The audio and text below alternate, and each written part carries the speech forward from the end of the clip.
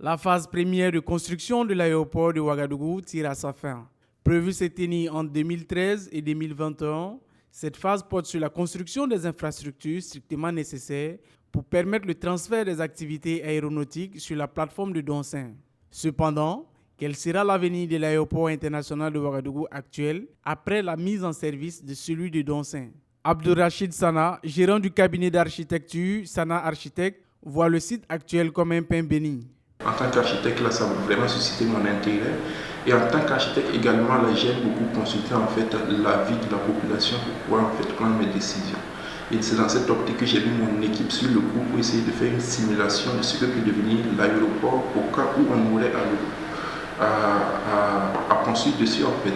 Abdourachid Sana et son équipe, tenant compte des avis et suggestions des internautes sur les différentes plateformes, proposent une simulation et des grandes orientations du développement de la ville. Vous pouvez voir que si on essaie de construire au niveau de l'aéroport, il ne sera que l'extension croisée entre la ZACA, la ZAD et Ouaga 2000. La tour, là, on a essayé de réfléchir, on a vu qu'elle peut être transformée, comme ce qui se fait dans les pays scandinaves, en tour touristique qui va accueillir des touristes. Et on sait tous que depuis la tour, on a une vue incroyable sur la ville de Ouagadougou. Donc ça ne peut que apporter des revenus en fait de plus. Et il y a le terminal qui peut être transformé en un grand centre commercial. En fait, c'est des suggestions comme ça que l'on a faites, quoi.